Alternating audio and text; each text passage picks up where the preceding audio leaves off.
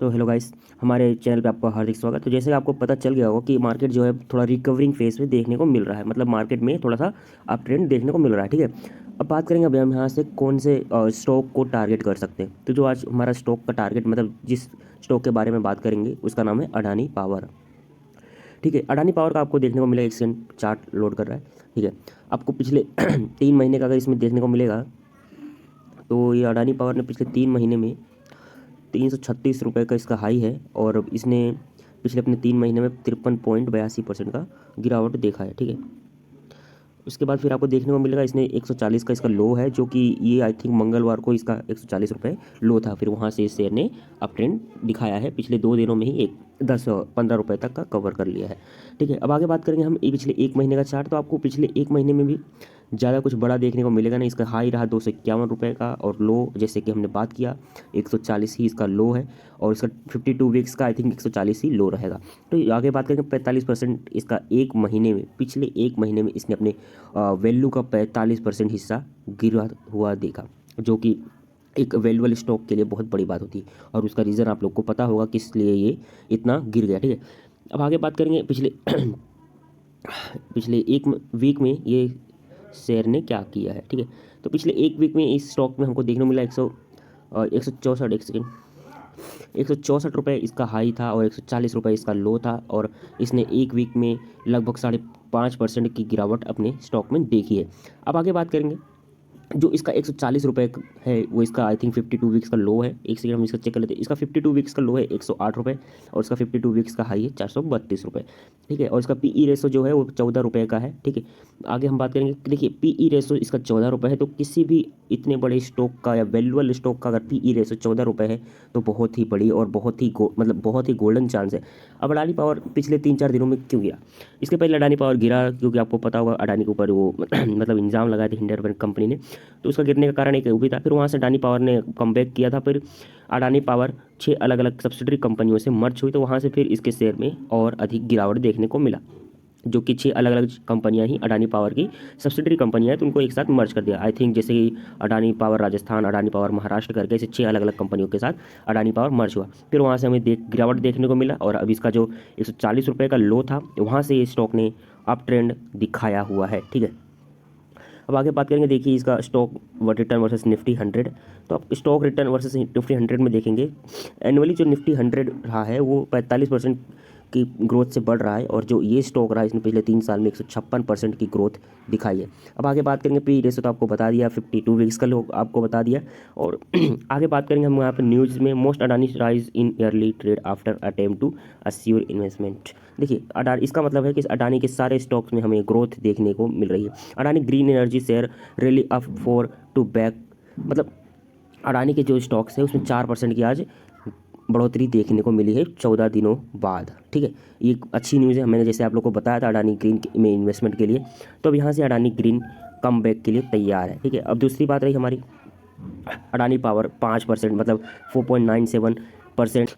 Nifty आज गिरने के बावजूद भी जो अडानी पावर है वो मतलब 5% लगभग ऊपर गया है, जो कि एक अच्छे संकेत है। ठीक है, और इस समय जो अडानी पावर का वैल्यू है वो अपने 150-155 रुपये इसकी वैल्यू है, और जिसका हाई था उसका आई थिंक 2.5 गुना कम है। तो अभी इस स्टॉक में इन्वेस्टमेंट करने का गोल्डन चांस है। ठीक है, पिछले एक महीने में आप इसको देखेंगे तो आपको देखने को मिलेगा पिछले एक महीने में भी ये स्टॉक ने अपने 45% भाव में गिरावट देखा हुआ है। ठीक है, तो आप यहाँ पे इन्वेस्टमेंट करने का एक सही समय है। अब आगे बात करेंगे शेयर होल्डिंग्स में, तो आपको देखने को मिला शेयर होल्डिंग्स में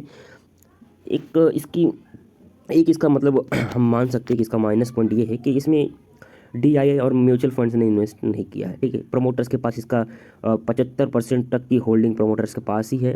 और आगे कंपेयर करेंगे, मतलब बात करेंगे तो फॉरेन इंस्टीट्यूट, मतलब बाहर के देशों के पास 12.88% की होल्डिंग है, और उधर मतलब रिटेलर्स के पास 12.15% की होल्डिंग है।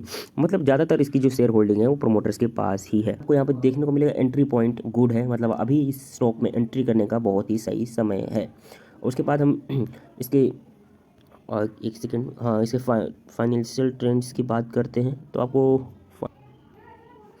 हाँ तो आप इसके फाइनेंशियल्स में देखेंगे तो आपको देखने को मिलेगा इसके फाइनेंशियल में लगातार जो है ग्रोथ हुआ है।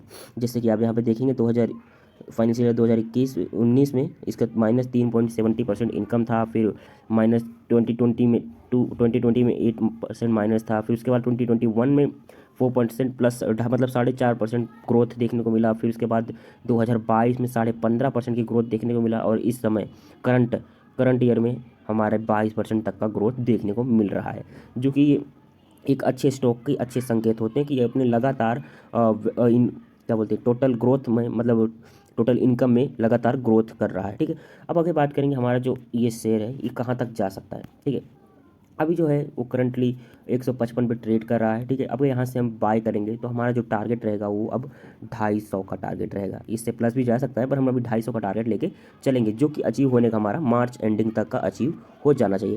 ठीक है, क्योंकि आपको जैसे पता चला हुआ टेम्परेली इसका भाव जो है वो गिरा, और कवर करने में भी ज़्यादा समय नहीं लगेगा। हम यहाँ पे 2 महीने का अराउंड फिगर लेके चलते हैं कि 2 महीने तक ये अपना कवर करेगा। ठीक है, क्योंकि जो स्टॉक होते हैं उन पर एक बार गिरावट देखने को तो मिलती है, बाद में ये कवर भी करते हैं। अब आगे बात करेंगे, अब इसका हमारा रेसिडेंस लेवल क्या है। आपको जैसे कि दिखाया मैंने कि इसका जो रेसिडेंस लेवल रहा 40 रुपये का रहा, वहाँ से एक स्टॉक ने बाउंस बैक किया, तो इस समय भी हमारा जो स्टॉक का रेसिडेंस लेवल रहेगा वो 140 ही रहेगा, मतलब इससे स्टॉक नीचे नहीं गिर सकता। ठीक है, आगे बात करेंगे, देखिए और अच्छे आई थिंक इस स्टॉक के बारे में सारी जानकारी आपको पता चल गई होगी।